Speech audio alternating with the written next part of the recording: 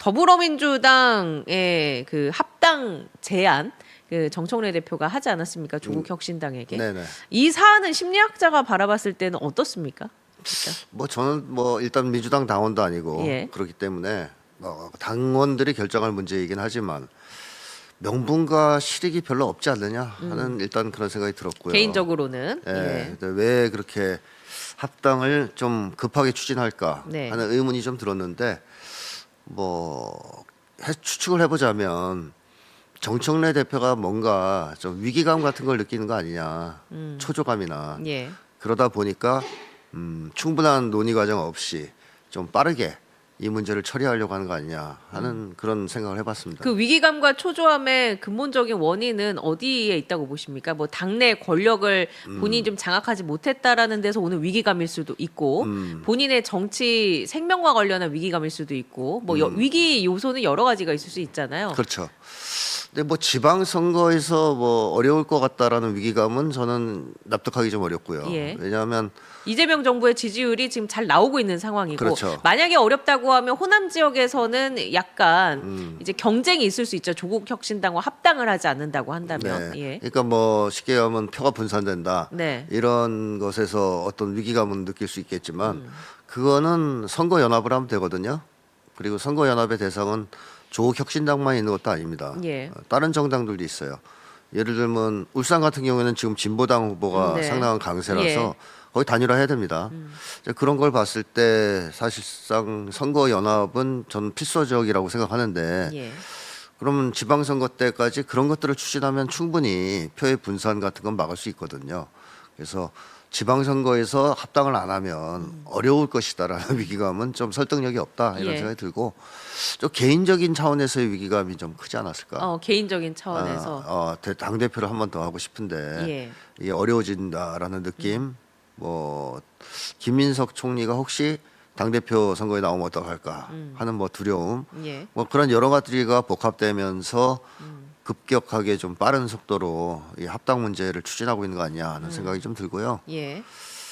좀 더 근원적으로 들어가서 한번 추측을 해본다면 친문 세력이 큰 그림을 그려놓고 어떻게 보면 작전을 하고 있는 것에 정청래 대표가 동참하고 있는 거 아니냐 하는 그런 생각도 있습니다. 이제 그렇게 개인적으로 파악을 하고 계시고 그러면 이제 이 지점을 여쭤볼게요. 그 친문 세력이 큰 그림을 있다라고 말씀을 해주셨는데 그렇게 판단을 하고 계시다고 그 설계자라고 해야 될까요? 네. 그 그림판 안에 들어가 있는 사람이 김어준 공장장이 아니겠느냐라는 이야기가 나오고 있습니다. 그냥 뭐 네. 이것도 주장일 수 있겠는데 네. 그 부분에 대해서는 어떻게 보십니까? 지금 뭐 가능성은 있는 거죠. 근데 네. 설계자는 한 명은 아닐 테고 네, 여러 명 있을 겁니다. 친문 세력 핵심들이 주 이제 설계자일 테고 예, 거기에 여러 친문 성향 정치인, 언론인 이런 사람들이 가세해서 지금 판을 짜고 움직이는 거 아니냐 예, 하는 그런 생각이 들어요. 그 정도의 생각이 드신다. 뭐 추가적으로 이거 관련해서 뭐 하실 말씀이 있으십니까? 합당이 실제로 성사될 거라고 예측을 하시는지 저는 합당 이런 상황에서 과연 성공할까 하는 의문이 드는 게요. 예. 그 정청래 대표는 권리당원 쪽에서 자기의 지지율이 압도적이라고 믿는 것 같은데요. 예, 사실상 정청래 대표를 압도적으로 지지해서 당 대표로 만들어졌던 민심은 내란 종식입니다. 제가 볼 때 그 내란 종식 명분이 내란 종식이었기 때문에 정청래 대표가 그때 당시에 네네 그 표를 받았던 것이지. 많이 받았다 이거죠. 지금은 상황이 좀 달라졌을 수도 있다. 그렇죠. 명분이 달라졌을 수 있다. 권리당원들이 봤을 때. 명분은 똑같은데 예. 내란 종식에 대해서 정청래 그 당시 후보가 가장 강력한 얘기들을 했어요. 네네. 막 그 시원시원한 얘기를 예. 했습니다. 그야말로 그 뭐 박찬대 그때 후보도 비슷한 얘기를 하긴 했지만 국민들이 볼 때나 당원들이 볼 때 이 이미지가 정청래 대표가 세 보인단 말이죠. 당대포라는 이야기가 나왔었죠. 그때 별명이. 그렇죠. 예. 근데 박찬대 대표는 말을 좀 세게 해도 얼굴이 너무 순하게 생겨가지고 저 내란 종식 잘하겠냐 저거 싸움 잘하겠냐 하는 이미지가 있단 말이죠. 그래서 저는 국민들이 그 당시에 정청래를 많이 밀어줬던 이유는 그래 말하는 것처럼 시원하게 한번 내란 세력 청산하고 내란 종식 성공시켜라 하는 차원에서 지지를 해줬다고 보거든요. 예. 근데 이번에 이 통합 문제는 그거와는 좀 다른 판단을 할 가능성이 있죠. 그러니까 그 당시에 지지율이 그대로 통합에 찬성하는 쪽으로 옮겨갈 가능성은 별로 없다. 근데 어제 그 여론조사 꽃에서 나온 결과를 보면 네. 그런 설명을 하더라고요. 민주당 지지층을 대상으로 조사했을 때 합당에 찬성하는 비율이 압도적으로 높다.